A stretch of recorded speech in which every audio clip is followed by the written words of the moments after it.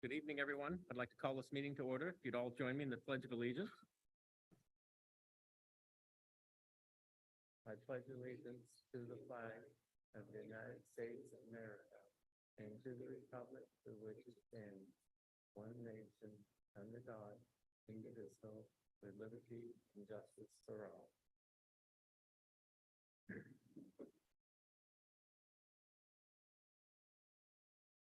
Welcome, everyone. We'll start out with audience introductions. We've got a couple people, so I'll start right here in the front.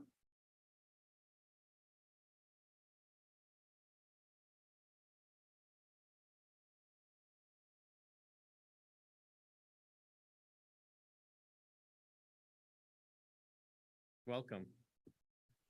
We have some adjustments to the agenda. Can I have a motion to accept the adjustments to the agenda? So move. Okay, a second. We have a motion and a second. Any questions, comments, concerns? Seeing none, roll call. Dawn. Larry. Tim. Yes. Bruce. Yes. Elizabeth. Yes. Carl. Yes. Mary Ann. Deanna. Yes. Angela.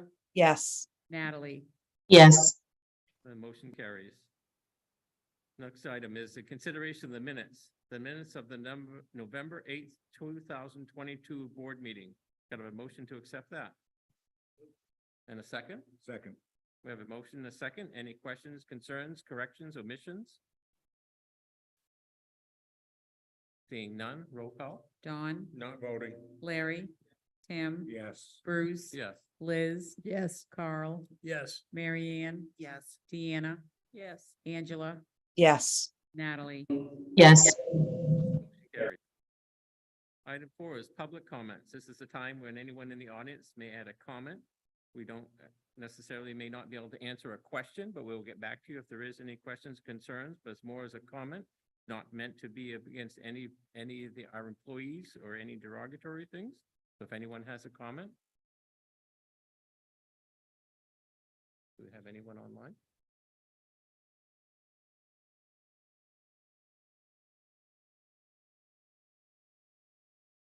How's that? Okay. Next item is communications. I have no new communications. Going into new business. We're doing the update in the adult ed program at Region 9, and we got Sue.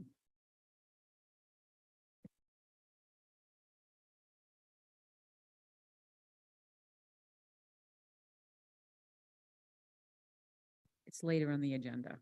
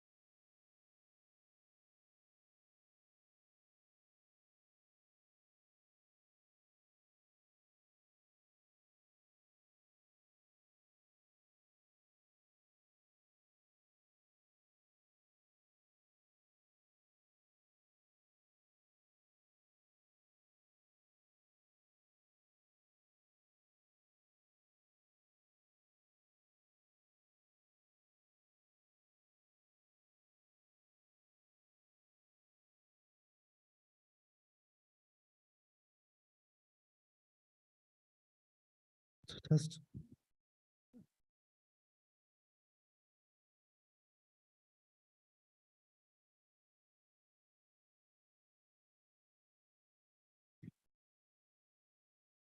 Thank you.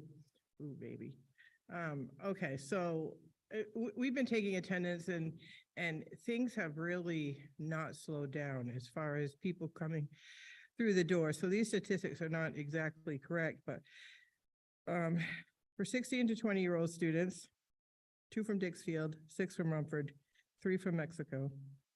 The total enrollment by town, Andover 2, Canton 1, Dixfield, spelled wrong, 6, Lewiston 2, Mexico 7, Newry 1, Peru 3, and Rumford 17. It's about 39. And then if you break it down by enrollment by what they came to school for, the ESL, ESOL, ELL is no longer, it's now ML, which I think is good. Multilingual learner, we have 1. College transitions 5, high set 37. And I'll just say a word about the high set. We have, I have a list like this of people to test, but they switched our company that delivers the test, and it's just like Obamacare. When Obamacare, the government health insurance came out and the website didn't work. So we haven't been able to test. Because if we had, I'm sure that we would have had graduates by now. Welding just started the first adult trade class since I've worked at Region 9, and I've been back and forth since 2014. There are 5 adults in that. They're having a wonderful time.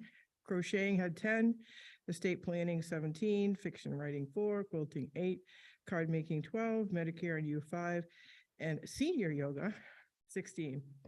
So we started the sub trainings last year. Last year we had over 20 enrollments. This year we've had 1 class, had 8 enrolled, 4 came, and there's 1 more class this fall. It'll be December 15th. They're having a great time, and a good portion of the class are people who are subbing or have already subbed. When I started subbing 100 million years ago, I thought you were supposed to just sit there and tell them what to do for work, but you can actually teach. And we tell them what to do if they get the world's worst thing to happen to a sub. And that is, the assignment is, here's your book, read it, and answer the questions. So we know what happens there. But anyway, you can do things like have a Jeopardy game or something, divide the class up, have them read, do the Jeopardy game, all kinds of things that you can actually do. Statewide in adult ed is pretty much blowing up because, and so is the state, because of the status of the workforce in Maine. So in adult ed, we now have, hot off the press, 1 college success coordinator at each of the 7 community colleges. And it's already really paying benefits because they're like our liaison to the schools, which we always did anyway, but with the turnover there, and it was just a lot to try and really be as good a partner to the colleges as we would like, but this is really making a difference. So their job in a nutshell is to help students succeed in college. And then I think that this is all MJRP funds, Maine Jobs Recovery Program money. And then in the state, we now have 4 adult ed career success navigators. So the college success are helping the students succeed. The career success navigators, there are 4 of them.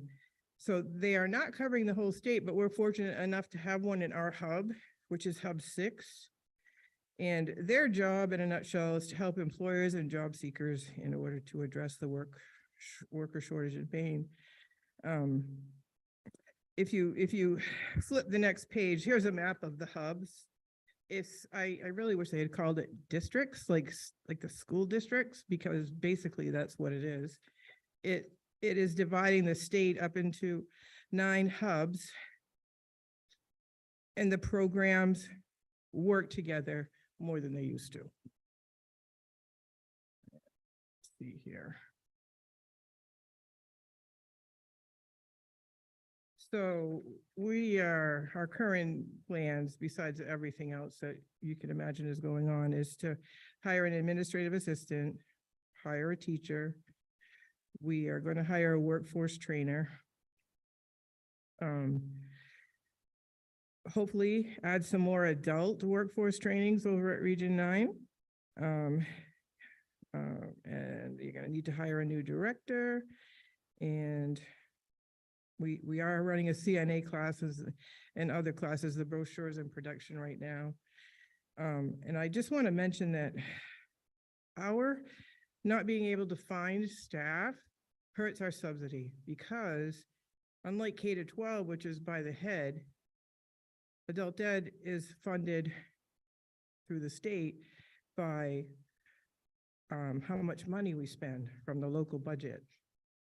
It reimburses the towns for basically salaries, my salary, administrative assistant, anything that comes out of the, not anything, but things that come out of the local budget. And when you boil it all down with the formula and everything, you know, we might get half of our expenses that qualify for subsidy. So if we don't spend money, we don't get money. So that's a little concerning to me. And the data, like for this year, will be what determines 2 years from now's subsidy. And who knows what's going to happen after COVID, but we have plenty of money too. I mean, just when you're not paying staff, what are you going to do? Okay. And then the last thing that I brought was just this handout on the HiSET.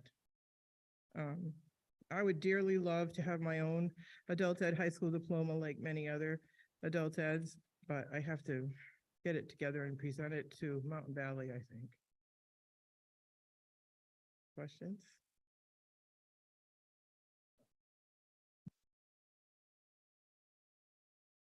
So you were saying like the HiSET is a replacement for the GED? Yes, yep. So, but it's a state. It's a diploma, not- nationally recognized, like. They still do GED, but Yes, they do. we don't have enough. Well, the teachers. Department of Education wanted to change to the HiSET for reasons of their own.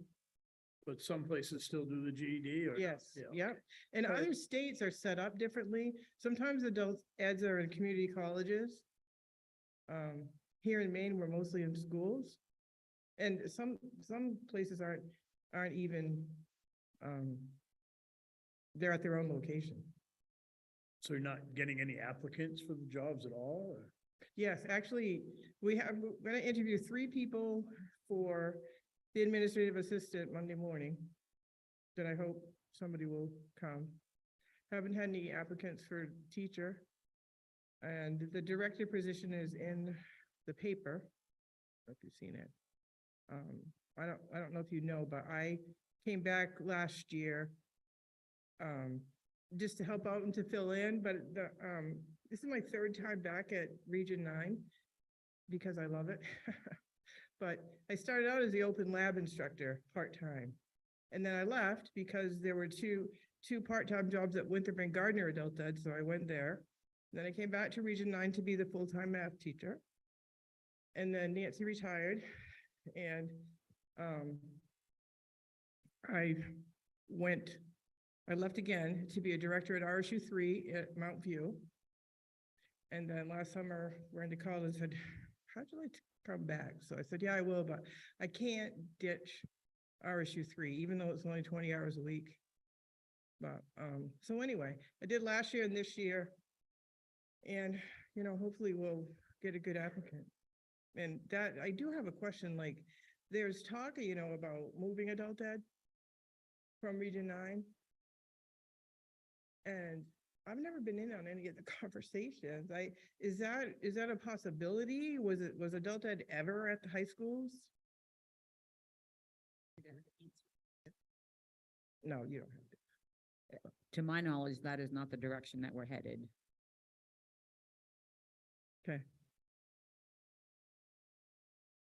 Doesn't really matter to adult ed where we are, as long as we have an HR person, a business manager, and a superintendent that signs our paychecks.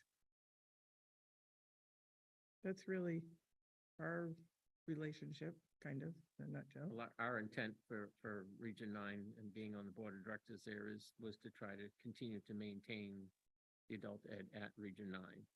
Okay, And that's the direction that we were still heading for unless anything changes. it's definitely a model. Midcoast School of Technology has an adult ed. They're located there in the high school, and they do adult workforce training. But Anyone Well, else thank have any you. questions? Marianne? Hi, Sue. I, Of these 37 in the HiSET program, are they all within the 16 to 20 no, age range? no. No, Any and all ages? yes. And who might be a career success navigator? Do you have a name? Yes, it's Frank Spur.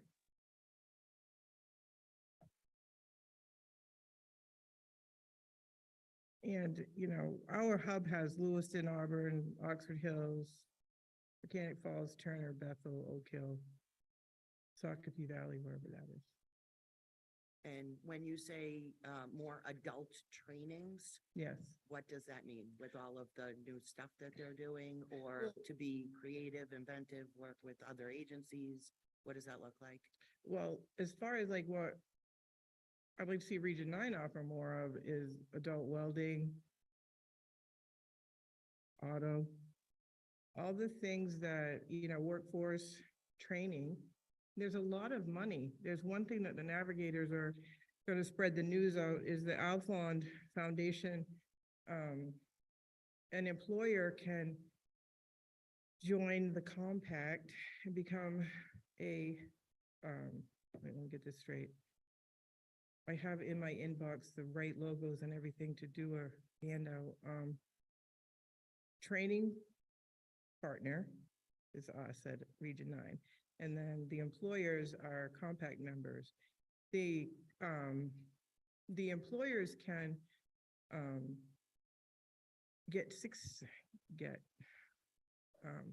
receive $1,200 an employee for a year for training from the Alfond grant. And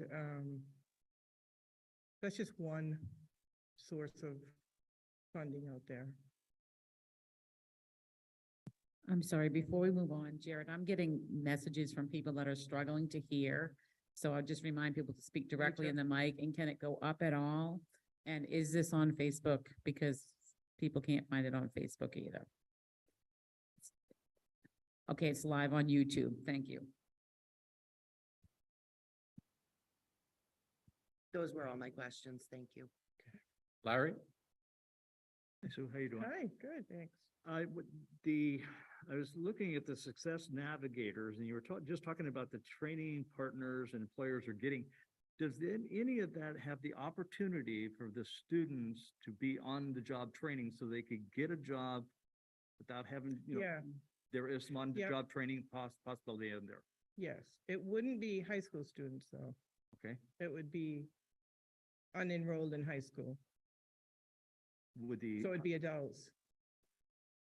would a high school student have the opportunity to possibly get job training after they get to a certain point? We will start working, if they're unenrolled is the time that we work with them. Although credit recovery, we haven't seen any credit recovery students since COVID. But, as much as I'd love to reach out to high school students, and I do a little, but, we just serve people who are not enrolled in high school. And that could be 16 and up. But yes, it's not just a job, there's apprenticeships, and the state's blowing up with opportunities. I don't know if, I seriously wonder, do we not have the workers, or do we have workers that don't want to work? Or, this has been coming for a long time. So they could have the possibility of an apprenticeship then. through a potential employer working through this Yes. program. Yes, and employers can send their people that are already employed. If you wanted to get one of your staff trained, then that's an option to become a compact member and find a training provider and get the money to have your person trained. Thank you. Carl? Larry, back, I'm gonna say right around 2001 through 3. They had a co-op program. And I actually had a couple of them that worked for me. And on Tuesdays and Thursdays, they would not go to school. They would just come to work and we paid them. We didn't get anything, but we got, some of them actually went on to buy their own trucks and stuff, so. That, I don't know if they still do that. I think they do. Ask Bruce, maybe they.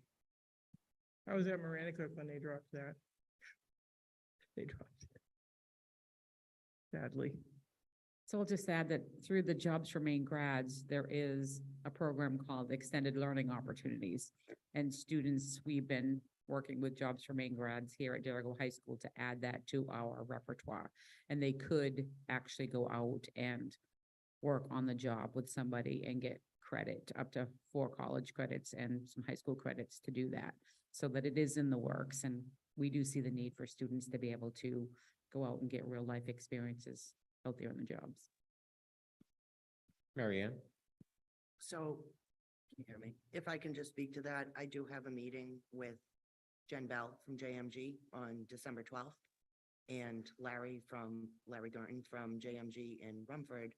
And I've told them to invite guidance counselors and anybody who works with youth, because we actually can help place students in jobs up to 320 hours and pay them directly. And we work with both in-school and out-of-school youth, as well as adults and job training. So we're working with them to get that going. Any other questions for Sue? Seeing none? Thank you. Thank you.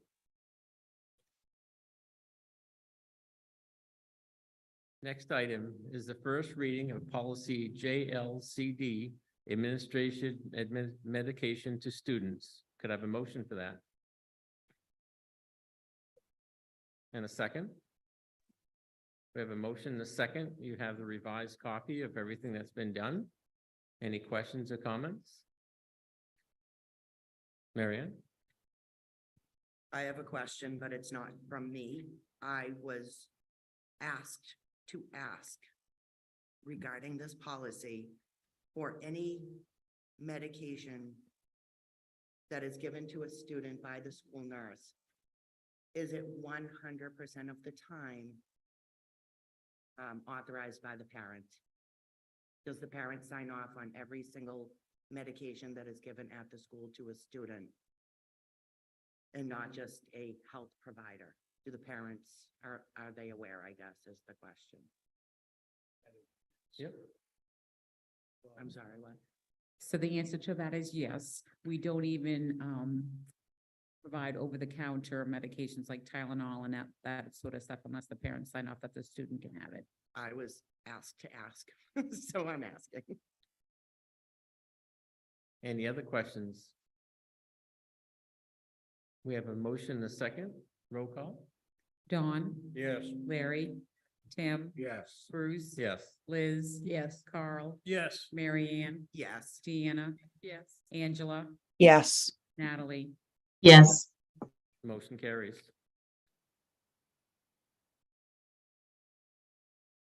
Let's see. Item 3 is the first reading of a policy, and it's being a correction. It's JICJ, student use of cell phones and other electronic devices. Could I have a motion for that? So move. And a second? We have a motion and a second. The revised copy is in with your papers if you received today. Any questions or comments? Liz? I was on the policy committee when we discussed this. And I know that the notes were given to, I think, all the board members, correct? Yeah. And then I wanted to make an addendum to it. So I'm not sure if that got to everybody except for Pam and Bob. I don't know if anybody else got it. Do you know? So it was not forwarded because that would need to happen tonight, because that would be doing business outside of a board meeting or a committee meeting. Okay. Well, I was kind of like responding to the notes that was said. So in that,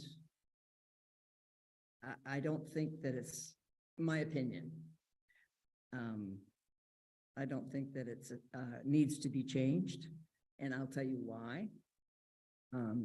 I believe that each parent, each teacher has rules in their classroom. I've substituted in almost every one of the classrooms here. And I know there are rules up on the board where the teacher says no cell phone unless I, give you permission to do that. And some people have a box at the door where they have their students drop them off until they give them permission to have them. And I think that the teachers are very capable of running their own classroom. I mean, I have faith in almost all these teachers here that they do a really good job. And I think they have rules and expectations and consequences. I know when I've subbed, whatever the teacher had for rules, I followed as a sub. If they said no cell phones, that's what I said. If they said cell phones after they get their work done, then I would allow them to do that.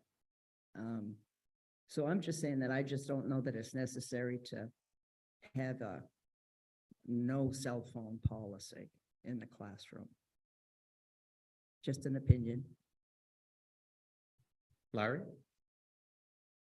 Yeah, I agree with what you said, that teachers run a good policy with the cell phones in the classroom. But I was also on that committee, and Brian, the technology director here, also opened up the suggestion that, and this is a rough estimate, I don't know exactly how much, but the school has spent about $70,000 on computers. So the taxpayers have $70,000 worth of computers that they're using in the classroom.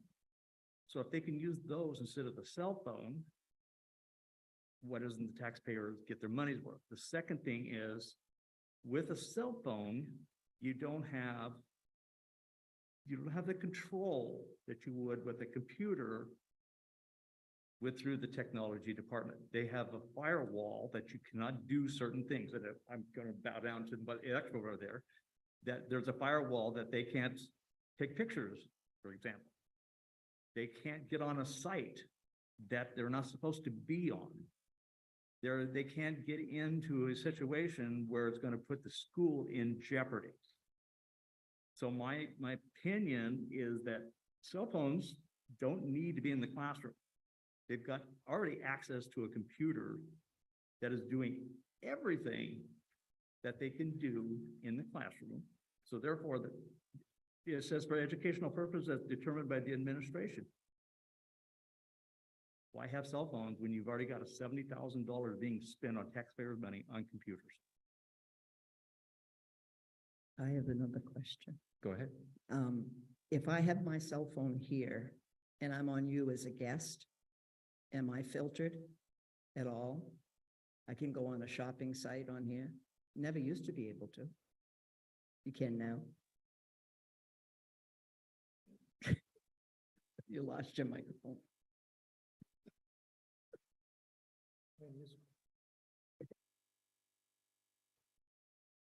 Mr. Keen was at this meeting and he was very clear that we do not have the firewalls on the guest sites like we do for the staff and student sites here. So you are not,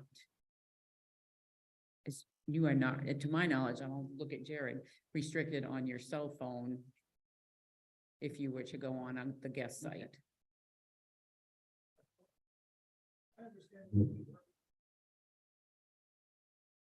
Yeah, it's not to the level that it is on our devices, because the firewalls and those sort of things are up on our devices.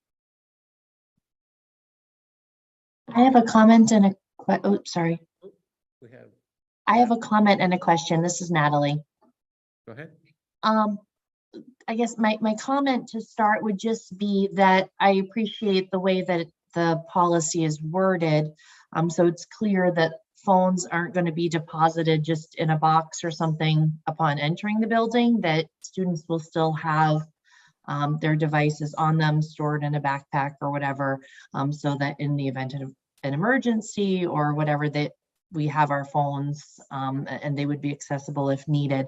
I did want to just clarify the wording though. Looking at it, it says that if it was deemed necessary for education purposes by the administration. And I just wanted, I guess, to get feedback from those of you that had been involved in the policy discussions, because I think at our last board meeting where we had discussed this, a couple board meetings ago, actually, there had been some discussion about, you know, if a teacher wanted to have cell phones used for a project or something in the classroom, and this is worded so that it would be approved by administration, does it have to go to an administrator for approval to use cell phones in the classroom, or could a teacher say, okay, we're going to use phones for this project or whatever it might be? So at the committee meeting, the word teacher was in there and the committee determined to take it out. And that the administrator could give blanket permission for, like, if you're using it to do a video program. Like, they felt like the overall things could be blanket permission to teachers, but specific things that they could use their laptops for as opposed to their phones would run through administration. And again, Okay. that came from the committee. Okay. Thank you. Any other questions or comments? This is the first reading.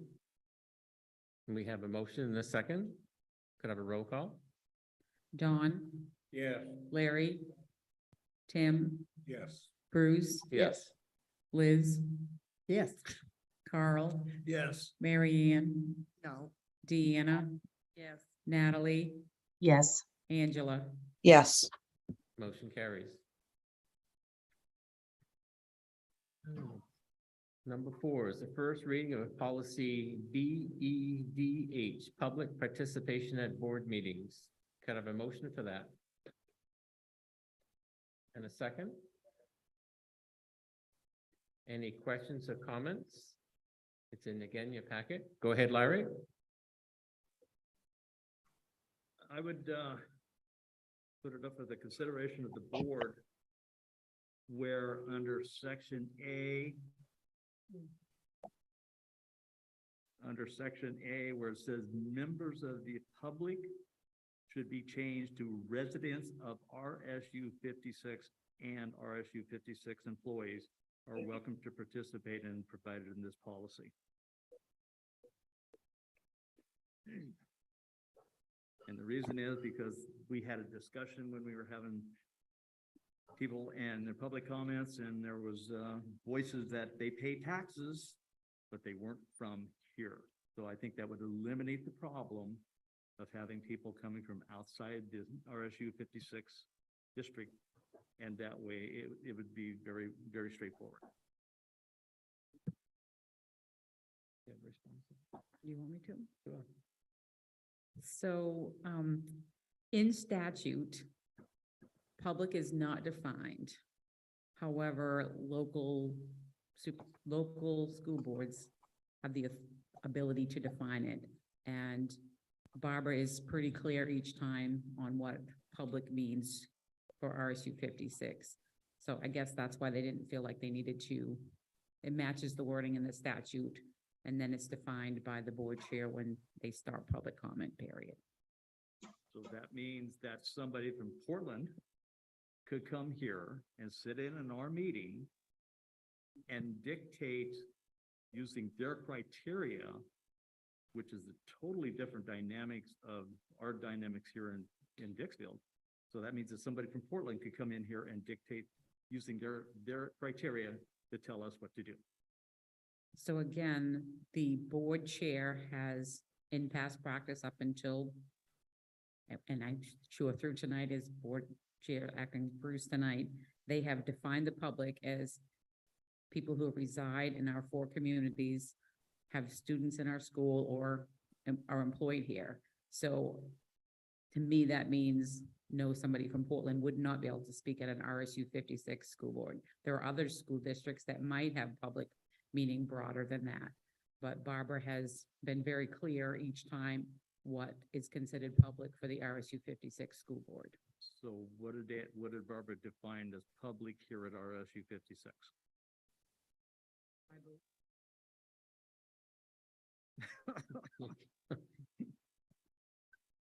That's two.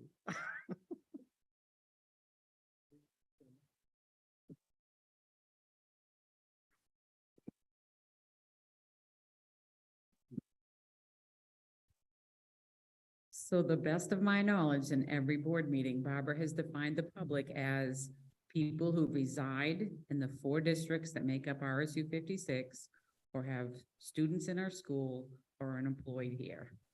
So if she's already defined that, why couldn't he not change the members of the public to residents of RSU 56? If that's already been defined. I'm not arguing that they can't. I'm just explaining that I think that was the reasoning behind leaving it with the same wording as the statute behind this policy, Okay.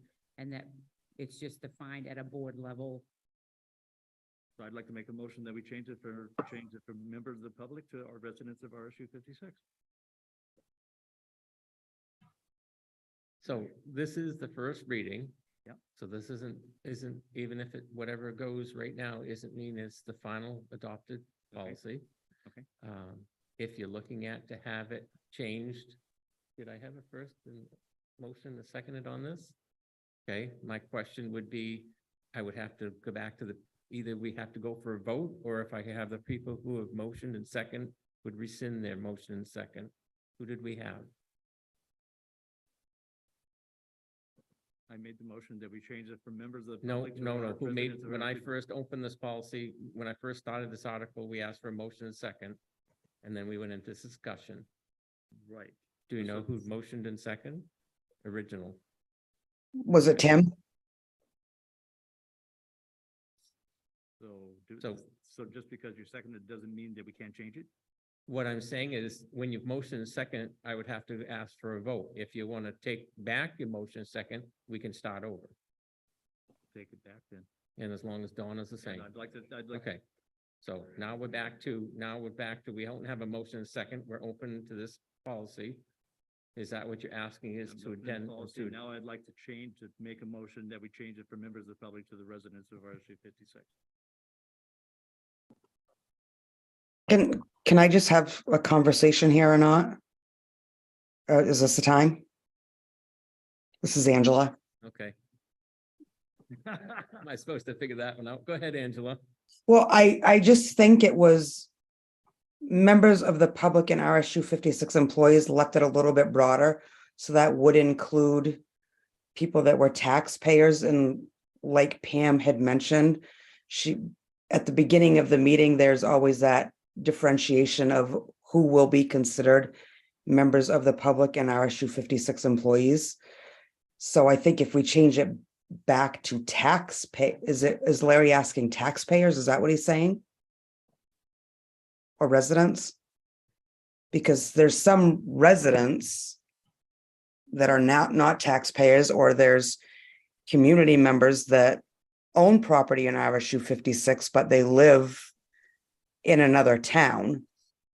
But they should have a right to speak at the community meetings. Then should we change it to taxpayers and residents of RSU 56? Well, I think that's why we went with members of the public and RSU 56 employees, because Barbara differentiates that at the beginning of meetings. I'm going to stick by. I would like to make that motion. I'd like to put it up to a vote. So how would you like to have it stated? I would like to state it to take away members of the public, to change it to residents and taxpayers of RSU 56. Any comments? Liz? Do you remember what Bob said, the lawyers said about public being very vague? And you You explain, go ahead.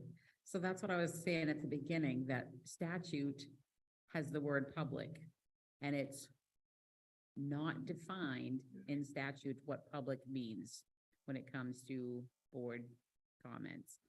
And so the purpose of leaving public is because then the board's chair and the boards can define what that is per in each of the districts, like not defined in statute. You're out again. There you go. It's not defined in statute, so it gives the boards, at this time, it gives the boards the ability to define it at their board meetings, like, and as long as you do it consistently. I worry, I guess I worry about changing the word from statute in this, because if they define it in statute, then we're gonna be back, we're gonna be going against what statute is. So it is statute right now, it says public, and it's not defined. There is a big movement to get it defined, I will tell you that.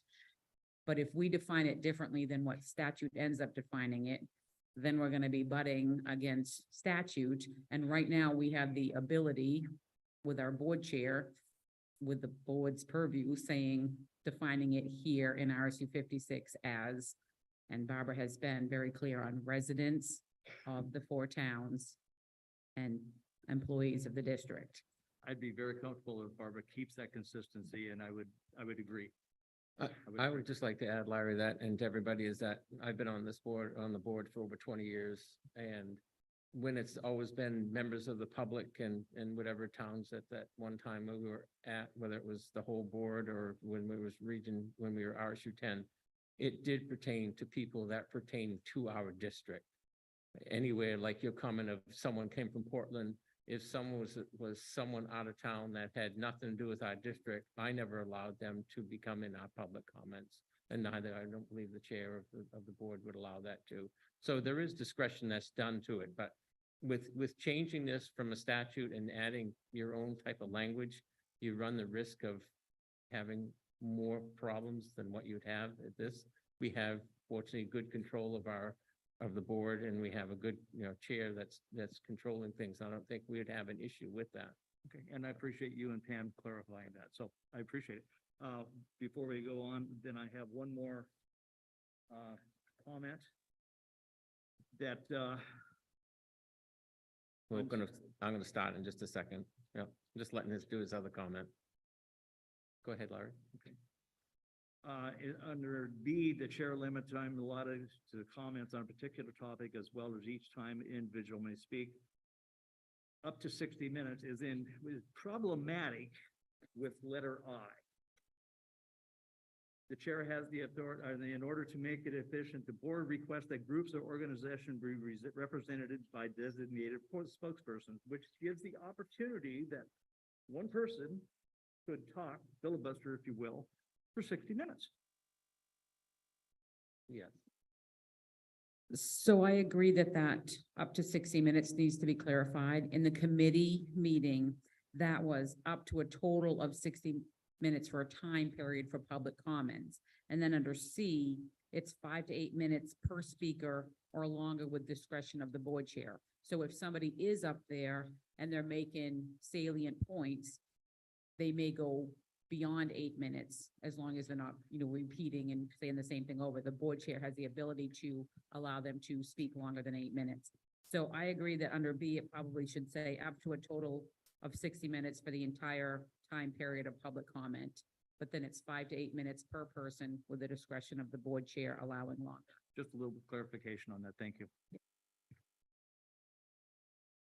So as we've started over on this, we're back to looking for a motion for the public participation, the policy BEDH. The one thing I do agree with is that we will ask Barbara and the committee to kind of address the issue of the up to 60 minutes. We want to have it clarified to what we would have it say, that it was a total of 60 minutes for public comments, not for one person to be able to speak for 60 minutes. If we get that changed, could I have a motion for that? Look at a motion. Could I have a second? Second. Look at a motion, a second. Any other questions or comments? Again, this is the first reading. You'll have another time to go with this if there's any concerns. Liz? So you're gonna get clarification before, This is gonna Second. be, this part of the up to 60 minutes will be changed between now and the second reading. okay, and then 5 to 8 minutes per speaker or longer with board chair discretion. So it's like Barbara's always kind of kept things running really like a tight ship. She's really good at that. She doesn't allow anybody to go on forever as a rule. I mean, she hasn't stopped anybody. But she does make sure that they're respectful and all. That goes without saying. Right. So 5 to 8 minutes, so she's gonna have the discretion of changing that if she sees fit and go longer. Well, she would have discretion that if someone was making valid points, we aren't gonna set, oh, sorry, 8 minutes and your time is up. We would allow them continue on. Would we allow them to talk for 60 minutes? No. But would we allow them to another couple more minutes if they needed to finish up with their discussion? Yes, we would allow that to do. Well, some people might say that they think it's valid and we don't, or you don't, or Barbara doesn't. That could be an issue. You know, somebody might say that they're kind That of would be cutting. again, would be at the discretion of the board chair. Okay. We have a, John? Yes, if you go back to when we was talking about taking the book out of the library, we had people that come from out of town. Mrs. Chow didn't let them speak. But if you go back and think of how long we sat here and listened to the same thing over and over and over, after you hear it one time, that should be sufficient. So I think staying within these guidelines is gonna save the public a little bit of frustration. It's gonna save the school board members a little bit of frustration. Because after you hear it so many times, you tune it out. Any other comments? Seeing none, could I have a roll call? John, Yes. Larry. Yes. Tim. Yes. Bruce. Yes. Liz. No, Carl, Yes. Mary Ann, Yes. Deanna. Yes. Angela, Yes. Natalie. Yes, And the motion carries. Let's see. Number 5 is the motion to approve the substitute rates for 23-24. Again, it's another thing that's in your packet. Do you want to just talk about this before we move forward? Yep, so we typically do this in a 2-year period. The last time we voted up through the end of this year, so we don't have anything on file starting January 23. And I did speak with Superintendent Deb Alden up in RSU 10 so that we could be on the same page with this, because obviously we want to support each other and not, be outbidding each other for substitutes. So the proposed effective for 1/1/23 is reflective of what RSU 10 just passed. And then they just do it 1 year at a time. So I just added the second year.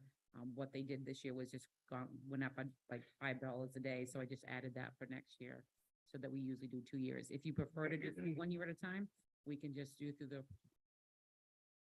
that if you'd like, but it just is easier sometimes to do 2 years, and we kind of keep on a flow with our substitutes a little easier. Any comments or questions? At this stage, could I have a motion to accept the new substitute pay rate? So move. And we have a motion. Could I have a second? We've got a motion, a second. Once again, any questions or comments? Again, this is the first reading. This is not, it's just, So this is one, never mind, excuse me. I'll take this as this is to pass. We have no other questions or comments. Could I have a roll call? Dawn, Yes. Larry. Tim. Yes. Bruce. Yes. Liz. yes, Carl, Yes. Mary Ann, Yes. Deanna. Yes. Angela, Yes. Natalie. yes, And the motion carries. Number 6 is the request for an overnight trip to the wrestling.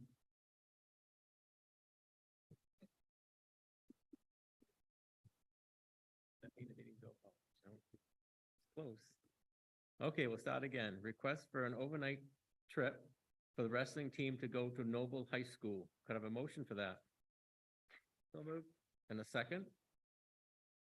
We have a motion and a second. Do we have someone who's gonna give us information? Mr. Carvis is going to do that. Oh, wonderful. Come on up. Hopefully your microphone works. I think it's gonna work. Perfect. So this year, we have an increased number of wrestlers compared to last year. So we had around a half dozen going through the course of the season. We are now up to a dozen. And that number is just going to increase as time progresses because we have a massive number of wrestlers at the middle school level. So this is just an invitational that was offered that would give a pretty competitive invitational for our wrestlers for them to travel down to Noble High School, and it's over the course of 2 days. So instead of traveling for 4 hours each day, the request is for it to be an overnight trip. Any questions? Mary Ann? I'm sorry, where is Noble High School? So Noble High School is southern Maine. So I'm not from Maine, so I can't tell you exactly. South Portland. Berwick, there we go.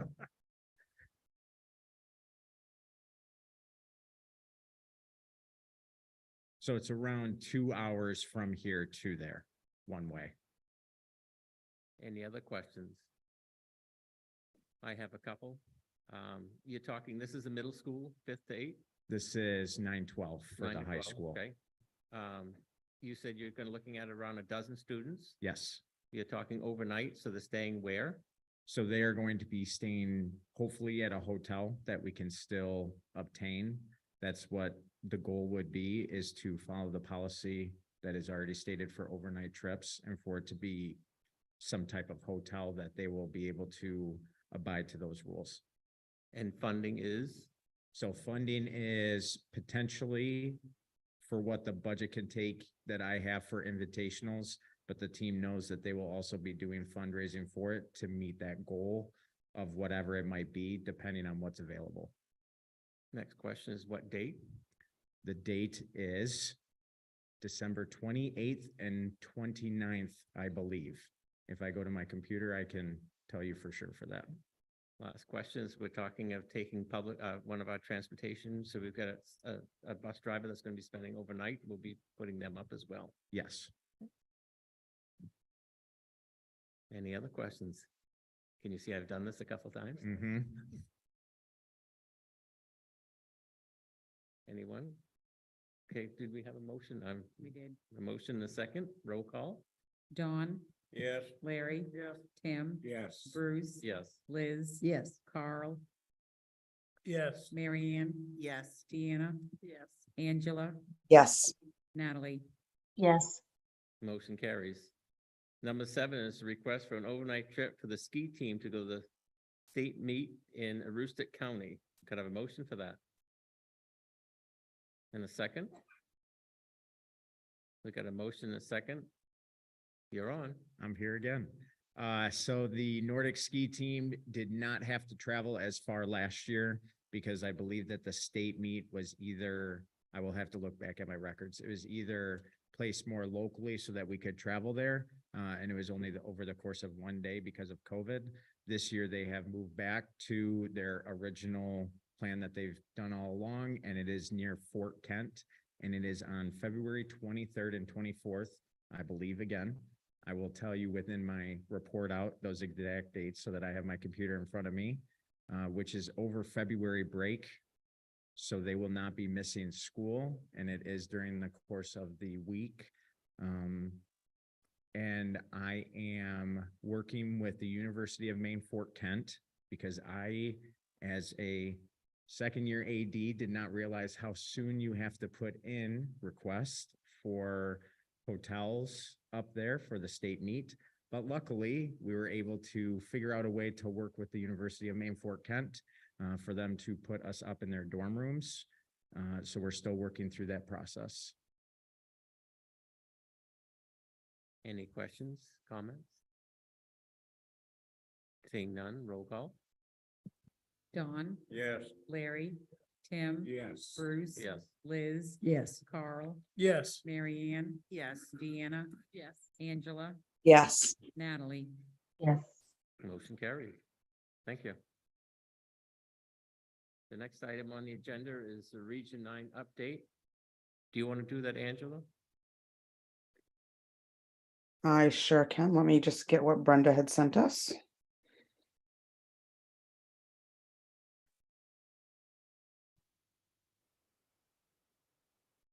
I was assuming you were gonna do it, Bruce, so I apologize.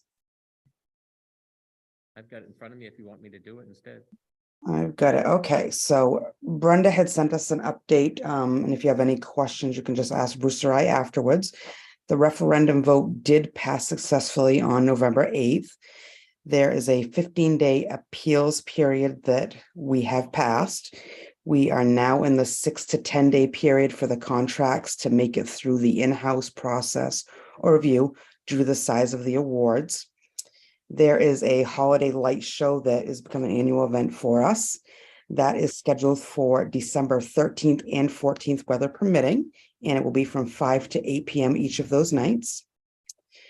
FAFSA, we are encouraging Region 9 seniors to complete their FAFSA paperwork.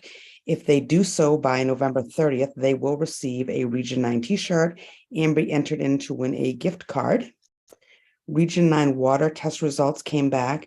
We had 12 water sources that tested over the 4 ppbs and 0 over the 15 ppbs. Bruce, I'm not sure if you'll be able to go in a little more detail on that, or even Pam. Our results have been posted on our website and Facebook pages. Letters were all mailed home as well. And after our Thanksgiving break, we are going to be talking about the budget and recruitment work that we will be focusing on. Any questions? Carl? So the water failed or passed? Some of the systems were at above the limits that the state accepts. For the So that the- PFAS or? Yeah, so that they're testing this water, they're gonna be trying to find out where it's from, whether it's fixtures or whatever, and addressing the issues. What I've understood talking with Brenda is that none of them are in the drinking fountains, most of them are in sinks and labs, but it's still in the ongoing to get these issues corrected.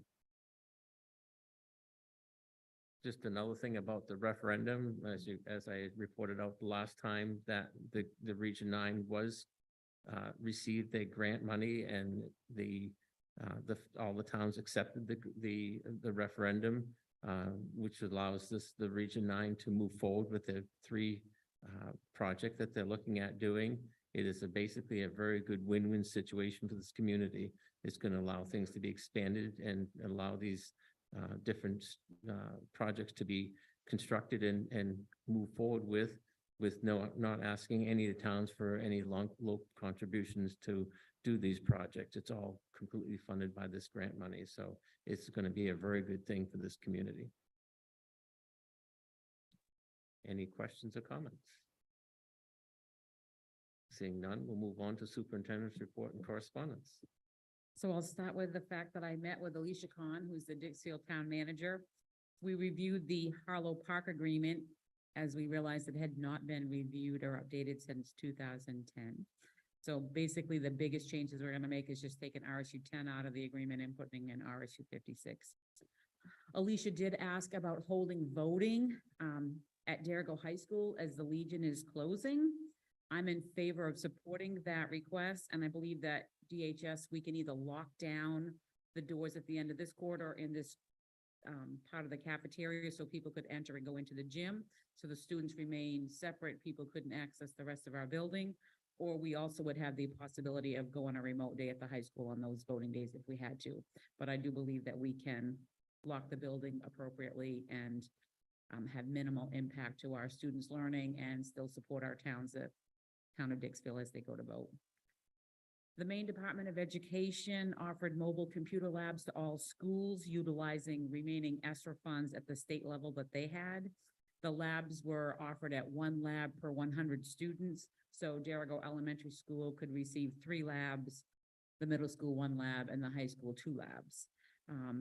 The elementary school and the middle school opted for the coding and hardware Lego labs, where Derigo High School opted for 1 Lego lab and 1 robotics lab.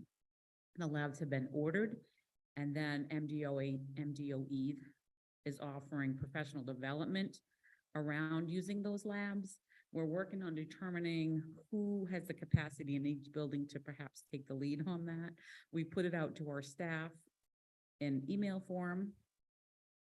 We're now like talking one-on-one with people to see if that can happen. You do not have to do the professional development to get the labs, so you can certainly get them and start using them. But the DOE will pay for the training, they'll pay for the subs when the people are out for the trainings, and they get a $2,500 stipend for going and attending as well. So we'll see if that comes to fruition. I want to remind you that Wednesday, December 21st is an early release day, and we will not have a late start that morning, so dismissal will start at 11:30. I also want to update you on the fact that if you didn't get a chance to see it, Derigo Drama in grades 4 to 5 presented A Dragon in the Mix right here last Friday, and then again on Saturday. Very cute elementary play. They did a great job. And then lastly, for my report, when an employee in RSU 56 gets injured on a job, we typically have asked them to go to the Swift River Clinic or Consenter in Norway for the initial review, because we have the authority to say for the first 10 days where they go.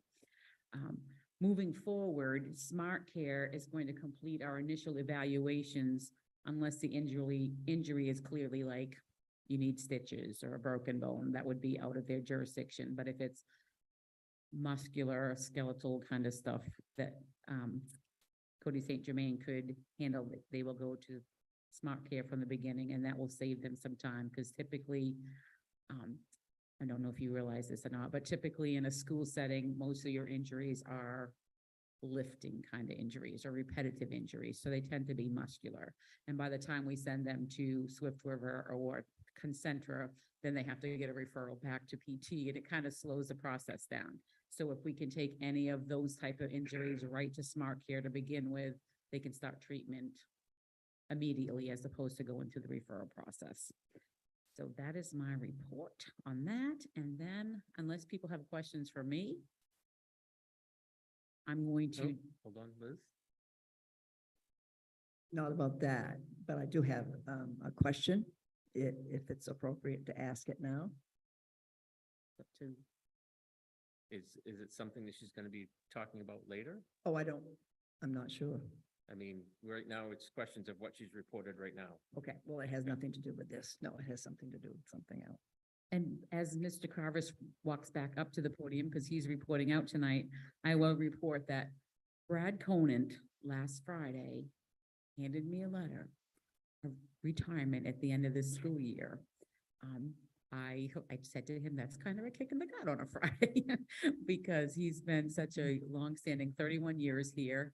He's going to be dearly missed at the high school. I did ask him about debate, and he said that he's willing to come back and help with speech and debate until somebody else is up and running the program. So he will be missed, and I am reporting out his retirement at the end of the year. And Mr. Carvis, I'll hand it to you. Thank you. So from the assistant principal side, Ms. Doyen actually covered it at the last board meeting with like pretty much all the Swiss data. Things have been going relatively smooth at the high school. I feel like kids are starting to get into the swing of things, thankfully, since it's November, and everything is continuing on pretty well. From the athletic director side, obviously our fall season came to an end a couple weeks ago, and our winter season is beginning. So the first thing that I'm going to do is I'm going to verify that those wrestling dates are December 28th and 29th to go to Noble High School. And the ski is February 21st and 22nd. So I said two wrong dates there. That is February 21st and 22nd. So it is during that February break, What was the December ones again, please? 28th and 29th. And that is also during winter break, so they are not missing any school. Thank you. Sure. So on to the report. So the first thing that I want to touch on is our sportsmanship during the course of the season at both the high school and middle school level was pretty exceptional. One thing that I would like to highlight is that the MPA received a communication from a field hockey official that reached out to them, basically stating that our field hockey team, coaching staff, and fan base were incredible on multiple different occasions.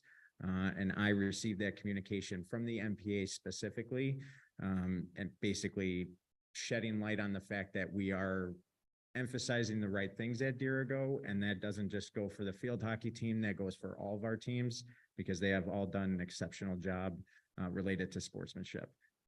The soccer update, so we did combine with Spruce Mountain this year. That went well enough. That is what I'll say. It actually was a great, it was a great experience for both schools and athletes because it showed the athletes that stuck it out. I will say that we started with more athletes than we ended the season with both boys and girls. And basically the feedback was a few of them were okay with it, but many of them want us to have our sole identity. So the way that soccer and field hockey specifically are moving at the direction from the state level is that they're starting to move away. They're starting to give the opportunity to not only have 11-man teams, but to also have 8-man teams, which means that you will be playing with 8 people at all times. And there's multiple schools across the entire state that are seeing a decrease of enrollment in these programs, which is why they're giving that opportunity, which is similar to what they did with football. So when they introduced the idea of 8-man football, schools started to go in that direction, which we are starting to see more and more. And so obviously that's starting to go to soccer and field hockey as well. So those are possibilities for next year, which is the way that I would like to go. I still would like to keep it away from co-ed because again, when you do co-ed, you have to go with the male schedule, regardless of the amount of males and females that you have on a team. So I would like to keep us as not co-ed and keep them as 2 separate teams because I think that we have the possibility of having at least 8-man teams here at Dirigo High School next year. And if anybody needs to ask me any questions while I'm going through this, feel free to interrupt me. So over the course of the fall season, we had 102 scheduled events for Dirigo High School. Only 8 of them canceled, with 74 athletes in total participating. At the middle school, we had 27 events scheduled, only 2 canceled, and we had around 50 athletes at the middle school level. So we're doing pretty good with participation. Both schools had great seasons overall. Obviously, at the high school, the field hockey and football team made it all the way to the regional championships, but both fell short and were named the runner-ups for the 22 season.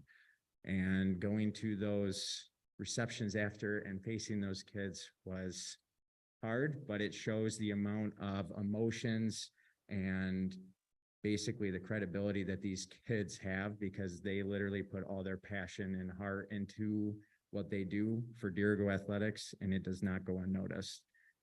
At the middle school level, the cross-country team had an undefeated regular season and are absolutely looking forward to coming up to the high school next year because many of them are 8th graders, which we're glad to have them come aboard at the high school level. The movement of fields went extremely well, other than the fact that lighting at the middle school for the football practice field, that was probably the toughest part as the season progressed, obviously, with us getting all the way to the regional championship. Not having lighting there kind of hurt us at times. I will say that the field hockey for middle school that we moved to the elementary school went extremely well. The field was beautiful on a daily basis. The kids love practicing and playing there. And I just want to shout out to the grounds crew for keeping all of our facilities well above par, where we've had so many compliments from officiating staff and visiting teams. The BGT crew, I want to also give a shout out because we were able to have 100% of our trips with no issues, and safety was always up to par, and we had smooth transitions from all of our trips. The boosters also helped out in many ways, and Dirigo Athletics always appreciates their continued support and participation. And walking into the winter season, which I thought I was going to have a little bit of a break, but we are already underway and it has been going exceptionally well. I was just at a middle school basketball game in the JV boys basketball team. Their score was 18-19 and I was running the clock, and I don't know if I've ever been so stressed ever before with doing that. So that was fun to see. The boys basketball program at the middle school actually has between 33 and 35 athletes because we're just starting out. So it's not nailed down to a specific number.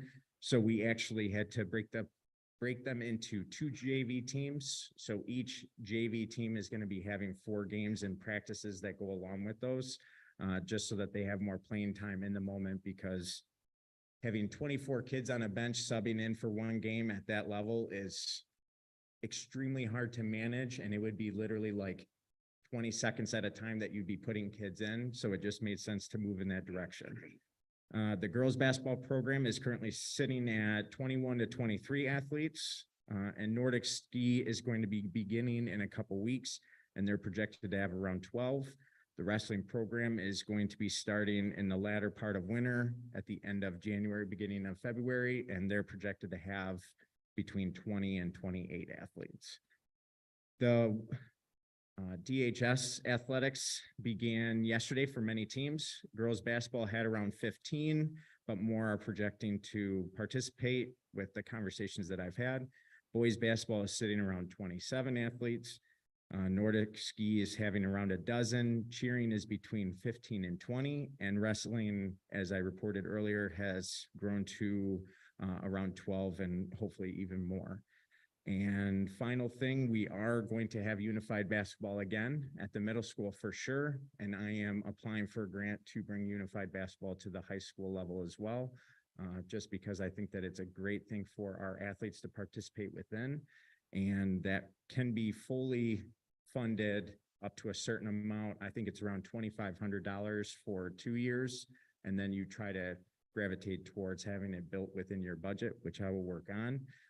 But that is not going to put any more stress on the budget aspect. Any questions? Seeing none? No? Oh, we do. I just want to clarify, when you're talking about 8-man teams, you're talking 8-man soccer, but not field hockey. Because Correct. we have enough girls to have a full field hockey. Yes. So our field hockey team is absolutely going to be 11 person. But just the MPA is opening up the doors to potential 8 for field hockey and soccer.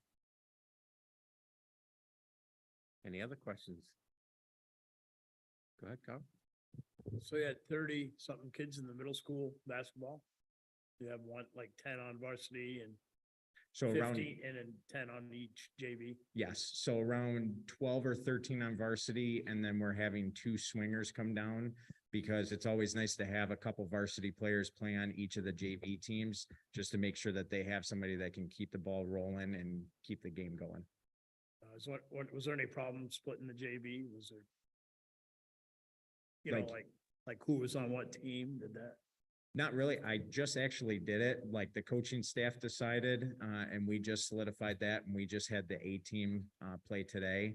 I think it was more so just the communication of it happening so quickly, and then parents being notified the day before a game. But the schedule that I have linked up online is extremely easy to read, where it says A only, B only, so on and so forth.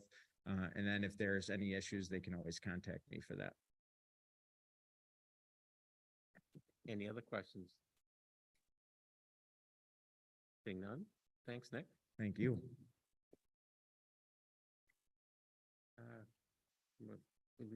We're all set. Yep, so we're moving on to committee reports. We don't have the student rep here today. Policy, did policy meet or anything? Policy did meet, and those first readings came forward. Finance? Don? Yeah, we met the other day. Mary gave a very good presentation, so it'll be easy when the audits come out for everybody to know where all the money is going and what we got left over. And made a little discussion on some of the things that we're gonna do with a little bit of the money that has been saved. I didn't bring the papers because I didn't know I was supposed to give a presentation on it, but it was very nice to know, and it was, the way Mary presented it, it was a lot easier to follow than looking at the budget. Well, I was also there at the finance committee meeting. And that, like Dawn said, she went down through pretty well everything that we're working with. She did mention that she's looking at updating her software, so that we're gonna be working on getting something that's, as she called it, user-friendly, that's gonna work, everything that's supported and gets, what she needs done with it. She went through all the revenue and expenditures reports, reviewed the additional state subsidies. She went through anything to do with the carryover, how that's going to work for us, and gave us potential designations for the use of the carryover money, and an example of how we're looking at putting some more money aside and what we're going to be doing for our bus garage. So it was a good presentation that kind of updated everything. Any questions? The only question I have, and unfortunately Mary isn't here, is she sent us something about what she wanted the auditors to do. Yes, she questioned whether you wanted the auditor, because they have to report out each year after they complete the audit, and they can report to the finance committee or to the full board. So she was asking what the preference was. And what have we done in the past? We've done both. Like some years, we've just done finance committee, and other years, we've done the full board. So it's really whatever the board prefers. Do we have anyone that has any feelings towards it? Would they rather the finance committee get a report from the auditors and then present it to the board? Do they want this presented by the auditors to the board? I think presenting to the finance committee is sufficient. Any other comments? Everyone willing? That seemed workable? Works for you, Carl? Yes, either way. I've seen it done either way. I just think for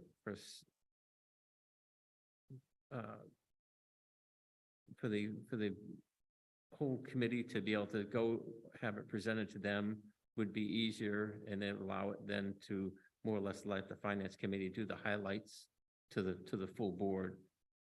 Unless the board has a different option, that was the way I was looking at leaning towards.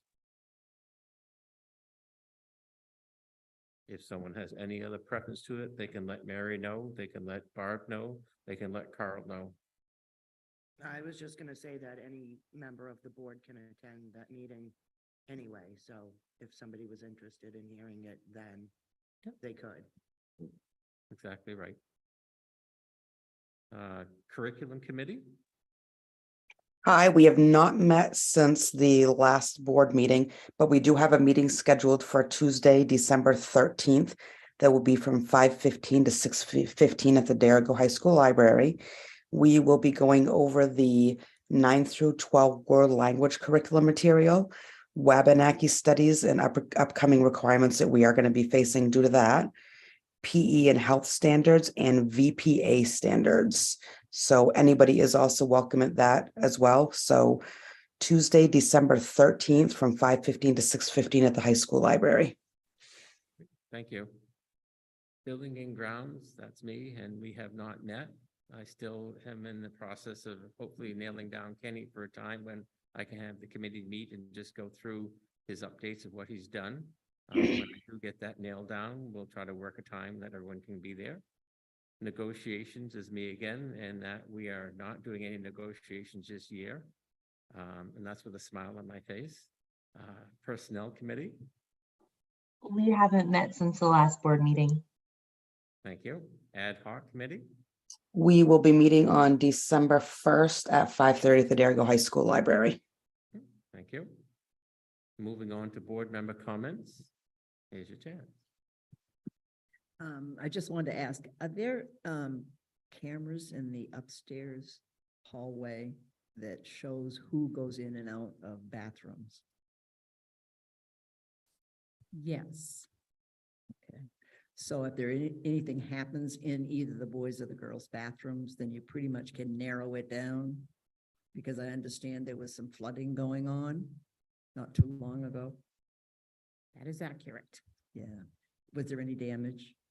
Permanent damage? No. And I also understand some smoking in the bathroom also. It has been reported and we have been working on narrowing it down. Do you have anything in the bathroom that like we have at home, like detectors, smoke detectors or anything like that, that you can put in the bathroom that would let you know if somebody was smoking in the bathroom? So smoking isn't the key issue. It's vaping is the key issue. It's not pot then, it's vaping. Yeah. There's pot in vaping, so, Oh, okay. See, I'm not up There's- on that. and do I want to say publicly? So we have installed a couple of vape detectors that I don't know that if they've been spotted just yet, so kind of awkward to put that out there. But we are working on the situation for sure. Thanks. Any other board member comments, Carl? Yes, I would like to apologize to Pam, Mary, Don, and Bruce for getting wrapped up in my work and totally forgetting the meeting. That's fine. We missed you. Any other board member comments? Seeing none, we have no executive sessions, so I'd like a motion to adjourn. And a second, we have a motion, and a second, roll call. John, Yes. Larry, Tim, Yes. Bruce. Yes. Liz, Yes. Carl, Yes. Mary Ann, Yep. Deanna, Yes. Angela, Yes. Natalie. Yes. Thank you for coming. Thank you.